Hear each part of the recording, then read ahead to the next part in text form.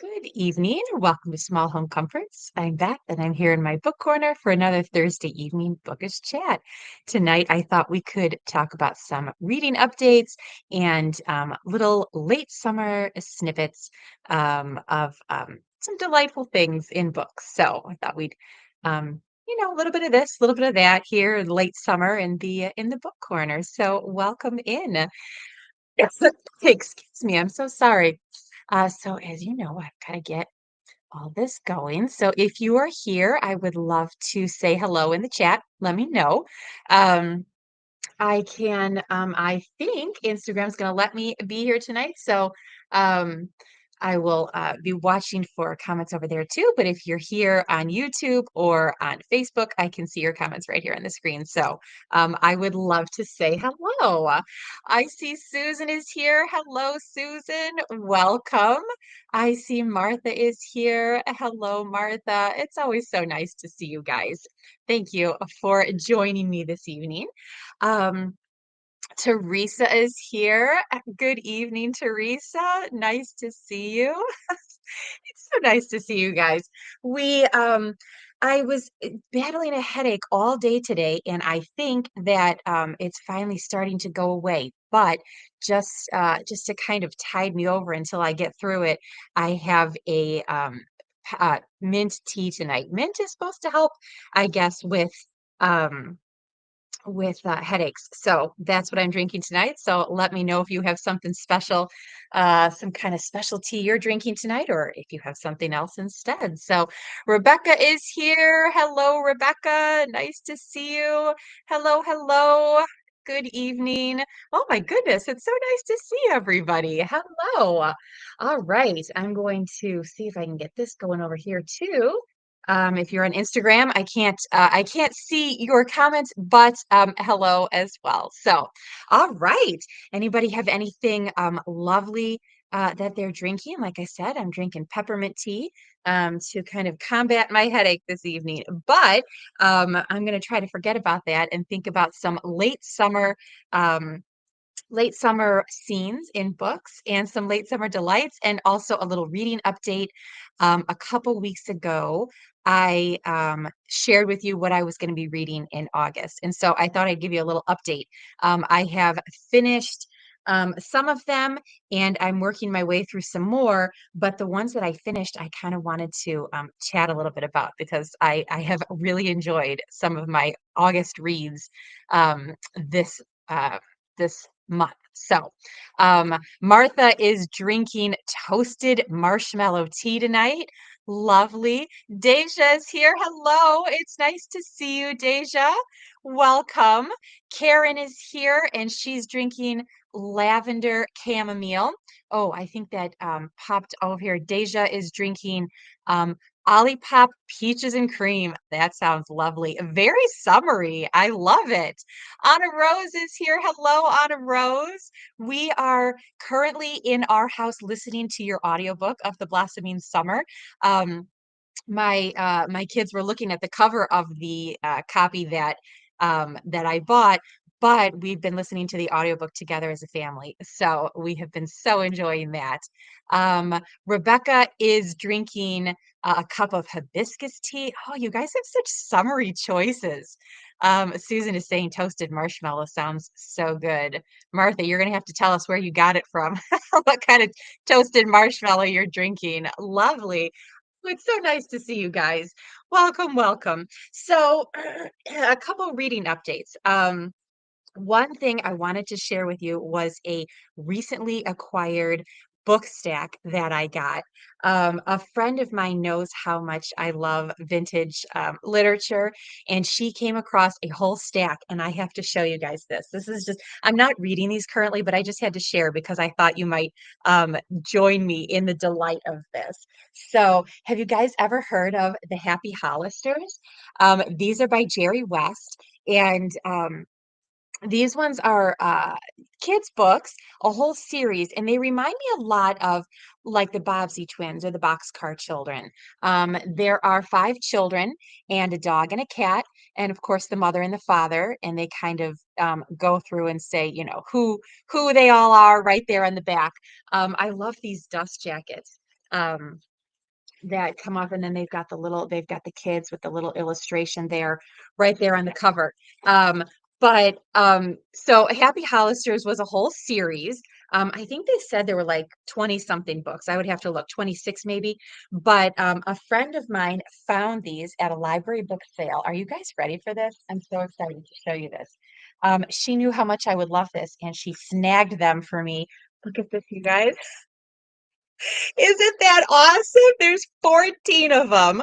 Um, and what a treasure, right? They're all these hardbacks, and um, I believe they were printed in the 60s. And this is why I'm going to show you this, because this is so fun.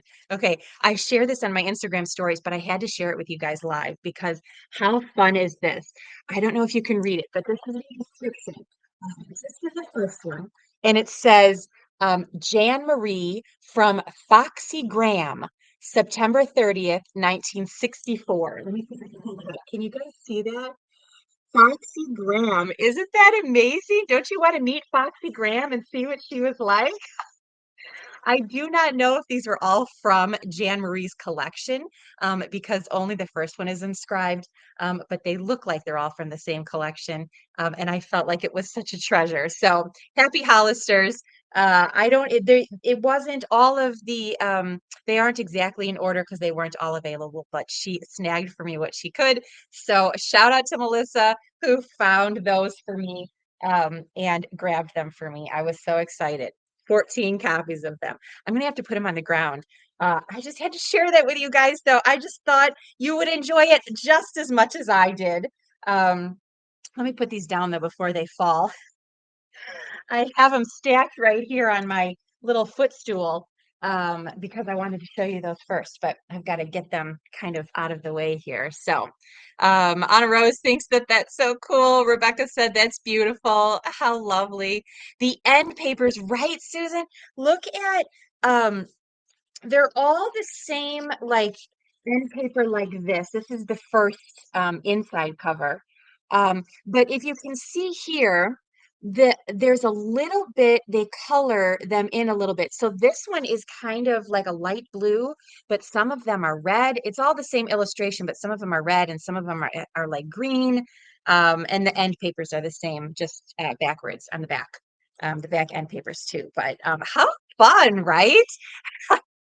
Foxy Graham does sound like a fun lady. I thought that was fun too. And she had good taste in books, for her granddaughter, I think. So, anyway, how fun is that? I'm so glad you guys are enjoying this. Kelly is saying Jerry West from the NBA. I don't think so. I don't think it's the same Jerry West. I think it's another one. And the other thing is that sometimes I would have to do some research. Sometimes the authors don't use their own names. So because there might be like more than one. So I would have to look for those specific ones. But that is so fun. So anyway, all right, that was my first kind of find, which I thought was lovely. Um, hmm, Also, what else do I have here? I wanted to show you a little snippet. So since we're in late summer, I had to pull out Susan Branch's The Summer Book. I think Susan Branch just did a reboot of this one, and there is a brand new version, but I have the old version. And this is a recipe book, this is a cookbook, but also what I love what Susan Branch does is not only does she add the recipes and make it a cookbook and show like um all her lovely illustrations, like these are the end papers for this, so summary, right? But also she adds in these little snippets of like lovely living and seasonal living in the books. And I just love to look at them. So this is the one I wanted to show you today, the summer table. I don't know if you can see if it's very clear, but she has like wrapping up napkins. What does this say here? Napkins tied with ribbons and tiny cactus for place card holders, flowers in sand for each place setting, and a votive candle in a seesaw. And I think that these are just such creative ways to add little touches to your home. that are lovely. Here's a drink she's got over here. Freeze borage flowers in ice cubes for lemonade or iced tea. Just some fun ideas um, for lovely living, you know. Here she shows kind of a napkin, an idea for a napkin that she has used as this napkin ring is like vines of ivy. And so she scatters these little things along with stories from her summers that she has shared with different family members or special things that she has done. For instance, this one here is called Library Days. Going to the library in the summer with some book stacks, and she just gives like a whole um, what am I trying to say? Kind of like a snippet, like a story behind it, along with quotes, beautiful quotes, and beautiful dis illustrations is what I'm trying to say. So, little snippets from the summer book by Susan Branch. I know we're starting to move into fall, and we're starting to get a little bit cozier, but I'm still kind of like holding on to just this last little bit of summer with the fruits and the ripeness of summer. I always think I don't have the book Tuck Everlasting with me right now, but I like to think of the very first line in Tuck Everlasting, which I don't have in front of me, so I'm going to kind of paraphrase. But basically, it says, if the year was a Ferris wheel, August is like at the very top of the Ferris wheel. You've been coming up, you've been enjoying the summer, and it kind of just hangs on there for a minute before you start to dip right back into fall. And it was just such a beautiful metaphor, I thought, for August, because it is what it feels like. These August days feel like you're just kind of hanging, slowly moving forward, and then we're going to get into fall where it starts moving a little bit faster. So and I have some starting to move into fall stuff here today, but we're holding on to summer for just a little bit longer. So um, Deja says that she has an old copy of this one as well, the old version. Don't you just love the old versions? I like that the new versions are out only because that makes them more accessible. But I do love to see the originals. So Susan is saying she got to hear her speak at a Friends of Gladys Tabor meeting. Ooh, that sounds lovely. Susan Branch was actually in my area a couple years ago, and to this day, I regret not going. I had other plans that evening. I may have told you this before, and I'm still like, darn it, I wish I had changed my plans. So, Martha, she does have a book about fall. Um, I don't have it, but I'm going to find it for you. She has an autumn book, and it is just delightful. I think I got it out of the library. This is a picture of her on the back of this book many years ago. But she does have one about fall, and she has another one about Christmas. I'm going to find it for you, Martha. Oh, see, Deja is saying she has an autumn one. And it's so good. It's so good. Susan is saying, Gladys Tabor is a wonderful Connecticut author who writes about country living. I have had Gladys Tabor on my list for a good long time. In fact, Susan Branch is the first one that I ever saw reference Gladys Tabor, and I have been wanting to see her books for the longest time, but as of yet, I have not. I think some of them are kind of hard to come by. Um, but I have that on my list. So yes, Martha's saying she would love to see it. I think I'm going to try to grab it out of the library, Martha. I'll have to do I'll have to talk about it in one of my bookish chats in the autumn. Deja is saying that she also has an Instagram. She does. She shares some lovely little snippets of her life. She has since moved to California. I think this year she moved to California, or perhaps it was last year. But for many, many years, she lived in New England, which inspired her drawing. So, um, Marilyn is over on Instagram. Hello, Marilyn. She's saying beautiful. And Amanda is here too on Instagram, loving the illustrations. Me too, Amanda. I love those illustrations. Susan Branch has been a favorite of mine for so long, so long. Okay, I am going to share another snippet, but I'm going to save it until the end because it kind of is moving on into fall. So I want to give you a little reading update of what I've been reading this summer. So I told you I was going to read Summer at Fairacre. I did not end up reading this, and I'm not going to. Because I realized that I have read this one already.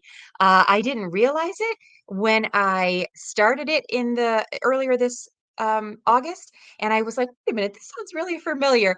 And I would really like to read a misread that I have not so far read. I was not in the mood for a reread at the time, so I am going to pass on that for this summer, but I still have it for my shelves, and I may do a reread next summer. So we shall see. But that was a little update on that. I haven't read the whole thing, but perusing through some of the scenes in the middle Moffat. This was the extra that I put in my summer book box as a special extra that came out. So if you're a subscriber, you have this one too. This one starts in the summer and I think ends in the summer as well, and goes over a whole year. So I've been dipping into a couple scenes of that one. They were talking about fireworks in the summer that Mama brings them to. So a couple little scenes in that one. So a little reading update for that. Um, I finished No Wind of Blame, which was my Georgette Hare um, August read. And the blog post for this one will be going up at the end of the month. But what I really wanted to tell you about this is that I think it is set in late summer. So it never said specifically. And this cover kind of almost made me think of fall. It looks kind of fallish. And so going into it, I thought, oh, maybe it's, going to be more of a fall read. But they were talking about late summer roses or late blooming roses. They were talking about dahlias, which are definitely in bloom in this time of year. If you're on my email list or have seen my Instagram post, you see that I got dahlias last week, and have been enjoying that. And so I was just so thrilled to, I don't necessarily always read seasonally, and this one I certainly didn't pick to read seasonally, but I thought how appropriate that it just kind of fell at this time of year. So I was really thrilled about that. So if you like mysteries, if you like Golden Age whodunits, this one was a good one. Like I said, I have a blog post coming. Also, if you like cozy mysteries, and you are interested in signing up as a subscriber for the fall book box, we have cozy mystery on the horizon for the fall book box. I am so excited. I'm getting that ready for you guys. So I can't wait to reveal more. I'm going to have a title reveal coming up in a couple weeks. But if you are interested in becoming a subscriber, sign up for the wait list on my website, which is smallhomecomforts.com, so that you can get all the updates and all the news. And as soon as I open it, you will be the first to know. So cozy mystery coming up. We're going to be talking more about that in the upcoming weeks, which I am excited about. Going to come over here. Marilyn said she had to come over to YouTube. Welcome over, Marilyn. I think it's an easier viewing experience on YouTube. So, but you went down a Gladys Tabor rabbit hole on eBay. Did you find a lot of good ones? I would love to know. I just recently made a purchase on eBay. It was my first purchase ever, and I had such a wonderful experience that I will be back to looking on eBay some more. So, oh, you're reading Village School by Miss Reed. Lovely. All the Miss Reeds are so lovely. I think I said a couple weeks ago that I just keep seeing Miss Reed all over. She's having a moment kind of in my life. So, okay, this is the one that I have been wanting to update you on. So I told you I was going to read Keeper of the Bees by Jean Stratton Porter. This is a wonderful book for summer. It takes place in the spring and the summer. And it just is, it's in California though, so it's all warm weather throughout the book. And it's a fun cover. I can't show you the whole cover because it's got like this big, ugly library thing on the bottom. So I'm just going to show you the top because that's all you can really see anyway. But isn't that just such a fun cover? I'm not sure. This book was published in 1925.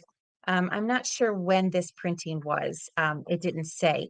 But this book, if you are in the mood for something quieter, something more contemplative, something more about healing and growth and a lot of like wonder at the natural world and noticing the details of the natural world, as well as relationships between neighbors and a little bit of romance. This book might be for you. I really, really enjoyed it. I will say that it took me a little bit to get into it. Um, it is a slower book. So sometimes if you're used to kind of, blowing through books like, like a fun whodunit, something like this is a pretty easy to read book, and you're just kind of like, just going right on through it. This one is not like that. This one requires a little bit more time and a little bit more thought. And I was in the mood for that at the beginning of the month. I was in the mood for kind of settling in, um, really kind of taking some time with a book. And that is what this was. So I probably shared a little synopsis a couple weeks ago, but I'm going to quickly share one with you now. So this is a book about a, a man of Scottish American descent. And he is has been wounded in the First World War. So he has like a shrapnel wound on his chest that just won't seem to heal. And he is kind of in the depths of despair. He's having a really difficult time. He's in a hospital where he's kind of it's kind of like a rehabilitation hospital, but he's not healing. And they're really kind of having a hard time. And one day he decides he's had enough of that. He overhears something that makes him think, nope, I don't want to be here anymore. And he gets up and he sets out. And this is his great adventure. He doesn't tell anybody, he doesn't take anything with him, he just leaves.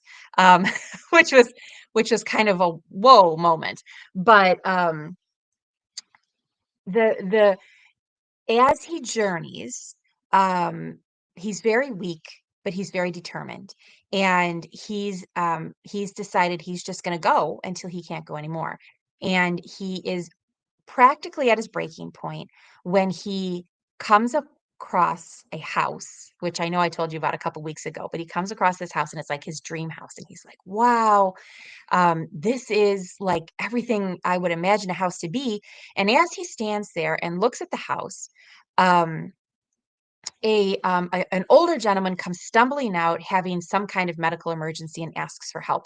Now he's feeling like he can't possibly go anymore, but this gentleman is like in worse circumstances than he is. And this gentleman says, please help me. And he does, and he has to go to the hospital, the older gentleman.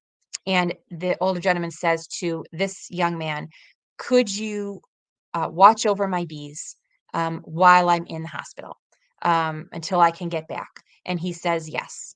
And it's just kind of a whirlwind, and it's kind of like what an unusual situation. But so that's kind of the premise of the whole thing.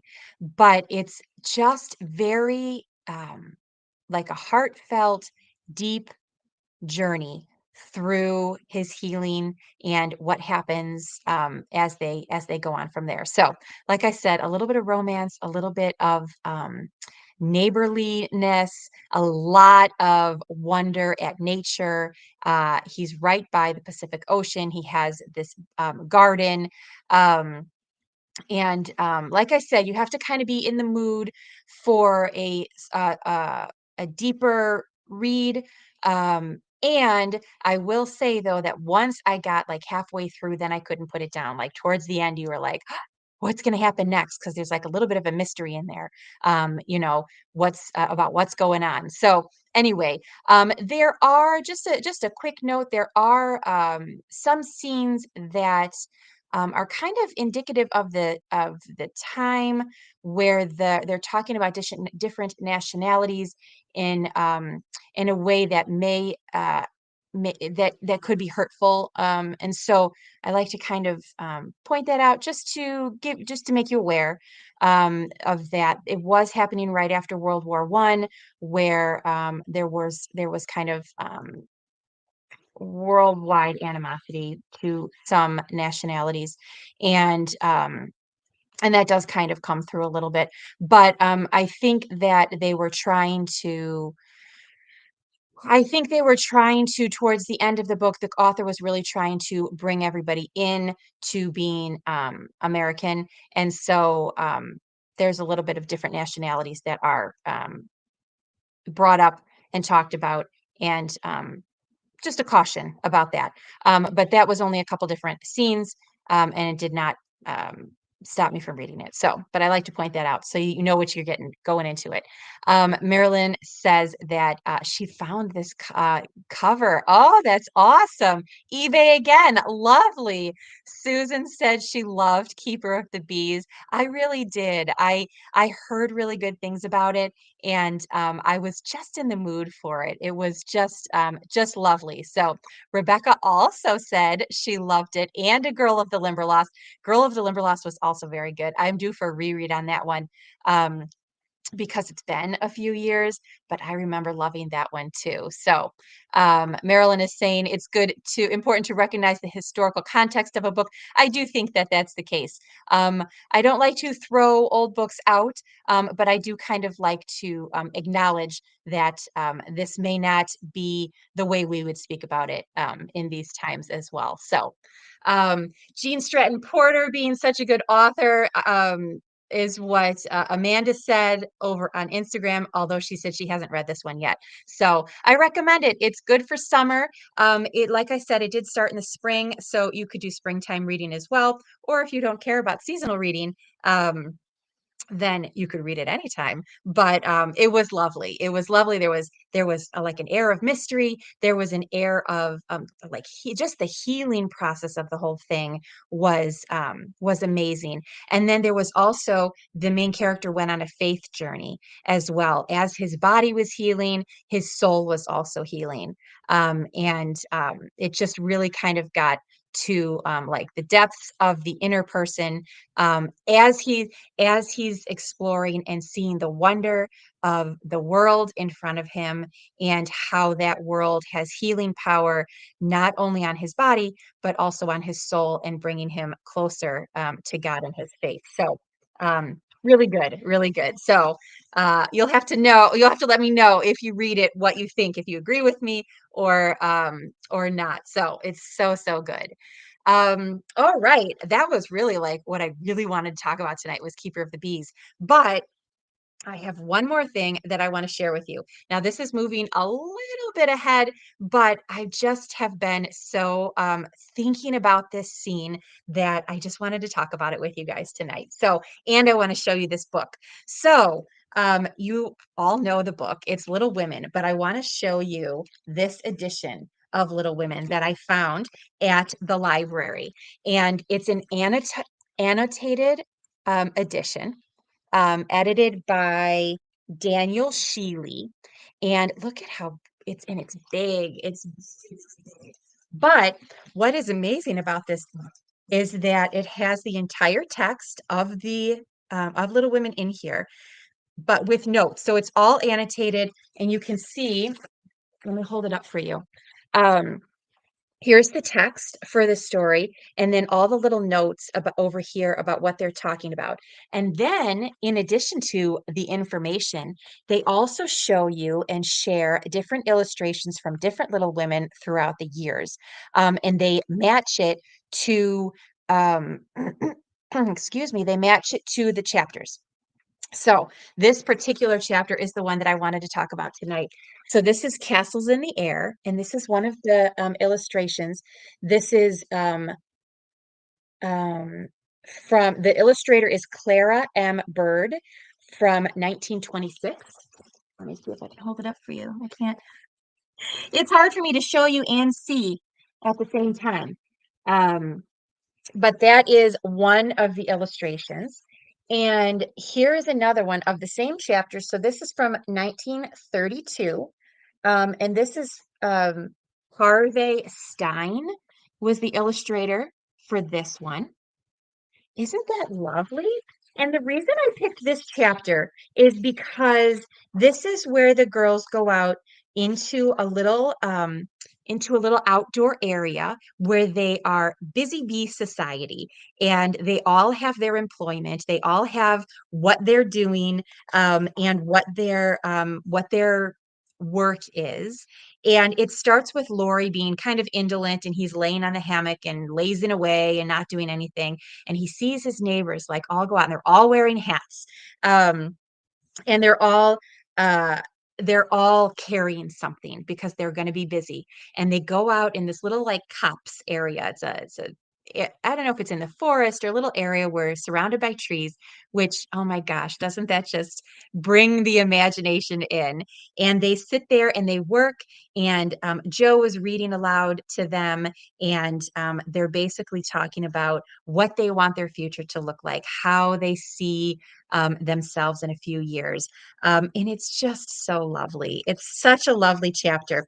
And in my mind, I was thinking it was in the summer. So I went to look because I was like, ooh, let's read a little bit of Little Women, um, like a little snippet for late summer. Turns out it is in September. So I'm just a little bit ahead of myself, but we're so close to September. So I had to do it. It says one warm September afternoon is what it is when it is.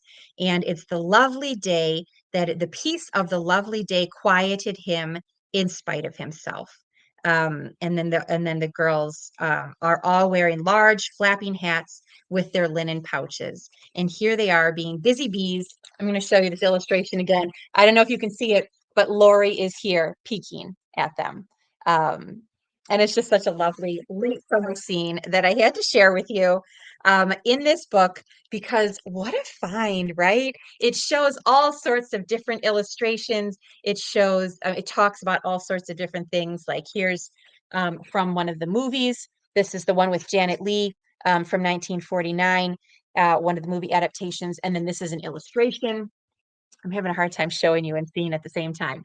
But it just kind of goes through all the different adaptations, all the different um, little notes and things like that. So very cool. If you can find that at your library, that's a fun little one to peruse. So, all right. I see you guys are commenting on that one. It's such a fun find, and such a lovely way to kind of dip into a late summer scene, even though it was September. So maybe it was, maybe it's an early fall one. I have to revisit it in September. So, um, Amanda has to go, but thanks for joining us, Amanda. Glad you could make it this week. Kelly is saying busy bees. That's right. It's the Busy Bees Society for the Little Women. So, all right. Are we ready to kind of wrap it up and tell us what we are reading now? I would love to know. So, Martha is saying that it's interesting to see the illustrations from the past. I agree.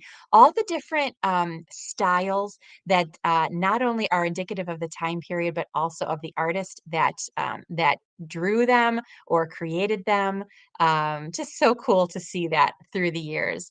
Marilyn says that she has several Jane Austen annotated editions. Oh, and it's this size. Okay, so maybe it's the same publisher. Also, Wuthering Heights. They are books to read at the desk. For sure they are. You could see how I was struggling just trying to show you.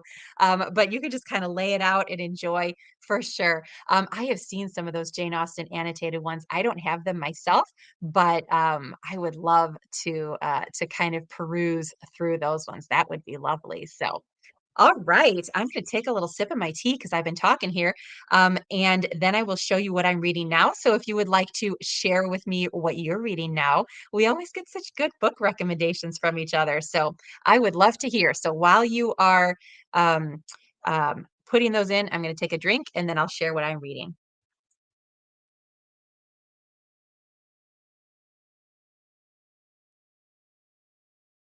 Okay, are we ready? I am reading right now Return to Gonaway by Elizabeth Enright. So if you saw me talking about Gonaway Lake earlier in the summer, I just loved it. I don't know how it took me so long to get to these Gonaway Lake books. I loved the Melendi series by Elizabeth Enright. And I have since I was a child. I love her writing. I love how she brings in so many details and coziness. Also, I love how descriptive she is. I've come across some words in here that I was like, what does that even mean? And it's just such delight. Like it just hits my delight, my delight bone, if so to speak, when I see these new words, which of course I have to write down and try to remember to use. Um, but so far, I'm about halfway through this one. I am buddy reading this with Jen from Jen's Reading Life. So we are enjoying this together. And so far, it has been lovely. I thought it was going to be all set in summer, like Gone Away Lake was. Turns out that this starts in the spring and then moves to the summer. So for a while there, I was like, oh my goodness, are we going to be in spring the whole time? But no, it does return to summer. So yes, this is what I am enjoying right now. It's really been lovely to kind of read them as a pair um, and uh, and just really kind of be immersed in the summer. So I'm going to finish this before the summer is out. Pretty soon we're going to be moving to fall, which also has a loveliness of its own. But I just hate to say goodbye to summer. So that is my current read. All right, let's see what you guys are reading over here. This is like my favorite part. I love this. Deja is reading August Lane by Regina Black. I don't know that one, but I love that it says August. What perfect timing for that.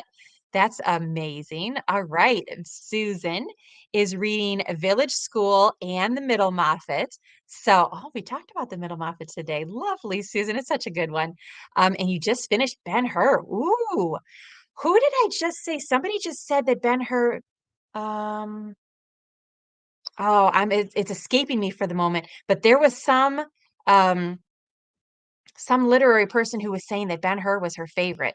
And I can't remember. I don't remember if it was in a book or if it was like a real live person talking about that. But I've never read it. I've seen the movie, but I have not read it. So Anna Rose is rereading 15 by Beverly Cleary. Always so good. I have not read that one. I've heard of it. But I love the Henry Huggins books. Those are my favorite. And of course, I read all the Ramonas. And I remember like Muggy Maggie and Emily's Runaway Imagination and the twins. I forget which those ones were, but I have not read 15. So that is going to have to be something that I'm going to do. That sounds lovely. Karen is reading The Shell Seekers and just began No Wind of Blame. Oh, Karen, I'm excited for you. It's like a seasonal.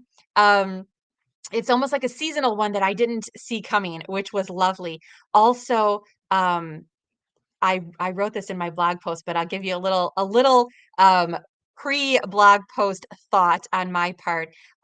This one is much better than some of the last few that we have been reading. So I think hopefully I enjoyed it a lot more. Hopefully you enjoy it as well. I thought that was a good one. Martha is currently enjoying a Christian historical romance called The Lawyer and the Laundress. Ooh, I don't know that one. Sounds fun though. Lawyer and the Laundress. I love it. I love the alliteration there. Marilyn is also reading Village School and the Hounding. I don't know that one. Is it good, Marilyn? The Hounding. That's a new one to me. Teresa is reading Emma M. Lyon, Volume 4, and rereading The Four Agreements. I have Emma on my list. I'm in Volume 8, so I read 4 earlier this summer. This is next up to read. So as soon as I finish Return to Gone Away, I am getting ready to just jump into this. I have it right here, getting ready to go. Um, Jen from Jen's Reading Life is doing a read along, and every month she has like a live stream at the end of the month on the last Friday of the month where we go over the book. And it's been so fun to participate in those. And this one, she's having a special one where she's having guests on, and she asked me to be a guest. So I will be there next week. Not tomorrow, but the following Friday, I'll be on there with a couple other of her guests, and we're going to be chatting about not only Volume 8, but the whole series. And I am really looking forward to it. I saved this for the last week because I wanted to make sure that it was fresh in my mind when I went on to Jen's channel to talk. So inviting you all to join us there. It's a live stream on Friday evening next week. Um, and we can share all of our M Lion love together. That's gonna be so fun. It's gonna be so much fun. Anna Rose is saying Return to Gonaway is so good. Oh, you've read the whole thing, all right. I'm loving Elizabeth Enright's writing. It's so, so good. Deja loves Jen's channel. Jen has the best YouTube channel. She just is so lovely. So, so good. Oh, Karen, you're already liking the characters better. Me too. I liked the characters better. I liked the setting better. Um, well, we'll talk about it more, Karen, because I wrote a whole blog post on it, and I don't want to give it too much away, but this one is so much better than some of the last ones that we've been reading this year. So they're all good, but this one is better. So Beverly Cleary's teen first love stories. I think that that's what I have not read. I think maybe I never got back to her like older books because I was always reading her like Henry and Ramona books. So um that's why I think I never got to those, but I do love Beverly Cleary's writing. The audiobooks for volume 1 and 2 are out and are so good for Emma M. Lyon. I've been hearing about these. I've been hearing they're really good. I've been hearing little snippets. I think she's kind of been sharing. Beth Brower is the author's name, and she's kind of been sharing some of those little excerpts as well. So, all right, book friends, this has been lovely. Thank you so much for being here tonight. As always, it's so, so lovely to have you. It's really a delight to me to be able to hang out with you and talk about these books that we really love. Um, so yeah, I'm so glad you're here, and we will look forward to seeing you again soon. In the meantime, we'll keep in touch via email. If you're not on my email list, I send out a weekly newsletter with all updates about Small Home Comforts, what's happening here on the book chats, also what's happening in the shop. Right now, I have restocked all of the Settle In with a Story from Beth's Bookshelf. So if you're kind of in the mood for a blind date with a book, I have all of those special packages set and ready to go. There's 6 different titles that you can I put clues up on the website. And so you can go and look at the clues and see if you can guess what they are, or if you want to be surprised. Also, if you don't like surprises, just send me a message. I'm happy to share the titles with you privately if you don't like going in blind. But it has all the tea and the bookmarks and the book darts and everything you need to kind of get cozy with a story. So thank you so much for being here. It was so lovely. We'll see you soon. Good night, all.